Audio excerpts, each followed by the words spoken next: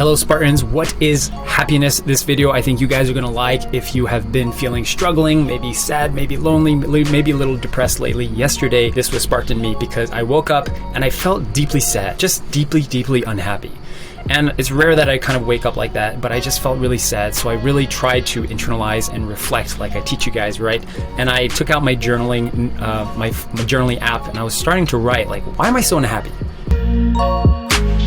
And I was almost frustrated at this idea because I am someone who, I'm a high achiever, I achieve a lot, I've got kids, I've got everything you could ever want. A wonderful marriage that I'm proud to say is one of my greatest accomplishments in my life despite the ups and downs. We have 3 children that are healthy and happy, we make a good living. I have a business where I can literally do the one thing that I feel like I'm called to do and make a living doing it. I have everything, like I live in America, I speak English, there's nothing else I need in life, but I wake up sometimes and I'm just unhappy.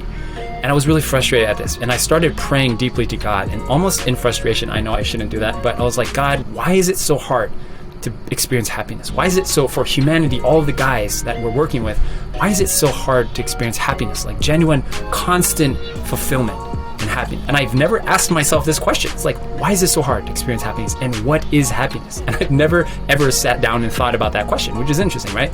So logically speaking, right, I try to use my logical mind, and I thought, okay, what are the times that I've experienced the most happiness in my life? So let's work backwards, right? Like, when have I really felt the most happy? And I want you guys to think about this too. And I came up with 2 instances, 2 specific scenarios where I feel the most genuine happiness in my life, and nothing else can trump that. Again, like I said, I've accomplished lots in my life, almost everything that I ever could, and we're just continuing to accomplish more. But I always still feel this unfulfilled desire and unsatisfied desire to do more. So I listed 2 things. Number 1, I feel the most happy when I'm connected deeply with people.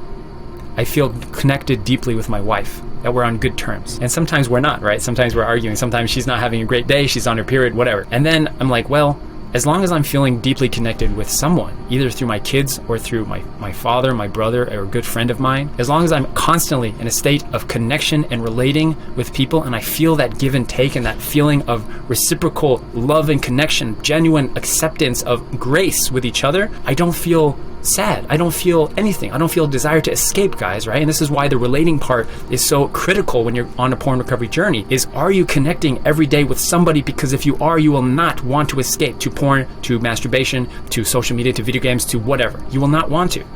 And it's just that it's easier than ever before in history to escape stuff, which is why most people are addicted to stuff, guys. It's simply just being able to charge your batteries every single day to the point where you just don't even notice a desire. You don't even urge to escape because you always feel filled up. This is why I will remind you, women are much better at managing addiction than men are. Why? Because women are very good at identifying they're feeling something is off. I'm not connected. I'm not emotionally stable today. I'm gonna go talk to someone. And they prefer to share with somebody as opposed to bottle it up. Generally speaking, of course, they prefer, my wife prefers to talk about her emotions as opposed to bottle up and escape it.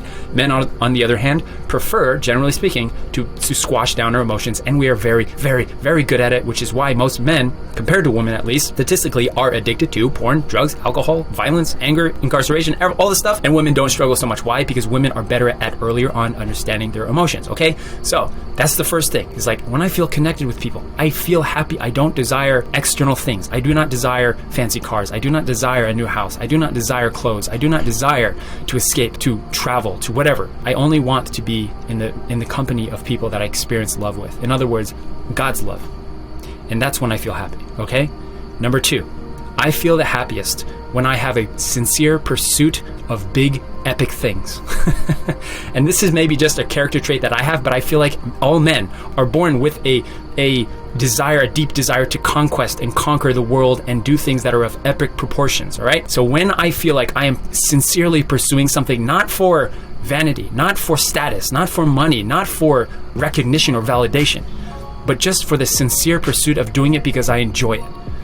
And when I recognize that when I am in that state of pursuing something, then I'm happy. I'm deeply happy. And when you actually get to the thing that you're trying to get, it is actually not as fulfilling as you thought it would be. It's not. It never is. And people always told me this my whole life. Like, you may chase money your entire life, but once you get it, it's like you're happy for like a day or a few hours, and then it always dies down. And I never believed it until I actually experienced it myself. Guys, I have a business that's thriving, that I'm proud to say is like, it's enough for my family to live on, and some to save and to invest in growing the company, and everything goes back into the company and growing the team so that we can have more impact, right? And it's not like I need money anymore. And I've reached this place where, like, financially, quote unquote, free, financially independent, whatever. But there's always this desire in me that's like, nothing is enough. And I realized, I think yesterday, is that it's the sincere pursuit of it that brings me the most joy. It's the sincere pursuit of, am I creating content that is helpful for people, that genuinely moves people, that touches people, that is changing their lives, and ultimately is allowing people to experience the connection and the love of God and the grace of God that I have experienced in my own life? And if I'm doing that, that's the sincere pursuit of something that is big and epic, and that brings me happiness. That itself is what happiness is. And so I relinquished the idea of, when I get X, Y, and Z, when I accomplish this, when I have this amount of followers or subscribers or whatever, this amount of people joining the program, then I'll be happy. I relinquish that. And what it does, it liberates me to actually do things out of the genuine pursuit of helping people, the genuine pursuit of sincerely desiring to help people. And that's incredibly liberating for me. And I wanted to share this with you guys because I think if you can think through the framework of, what is happiness? Actually sit down and think about it, not when you're depressed out of your mind, but actually when you're in a good state of mind, when you're actually feeling loved and experiencing acceptance and grace and being seen by people in your life. When you feel the love of God, that's when you sit down and you say, what is happiness, God? What did you design us to experience in our lives that brings us the most joy? Is it really chasing after the new job? Is it really getting a new car? Is it really following X, Y, and Z on social media, on Facebook, Instagram? Is it really having status? I don't think so. But if you really honestly ask yourself, when was the last time I was so happy? And replicate that. That's the name of the game. I can almost guarantee you guys, it's something to do with connecting with people. And this, my friends, happens to be the route to happiness, and it happens to be how you get yourself out of a porn addiction. Because I promise you, when you feel connected with people, when you feel truly loved and in integrity and confident, and you feel seen by people, you will not want to escape. And that's the name of the game. All right, guys, lots of love to you. See ya.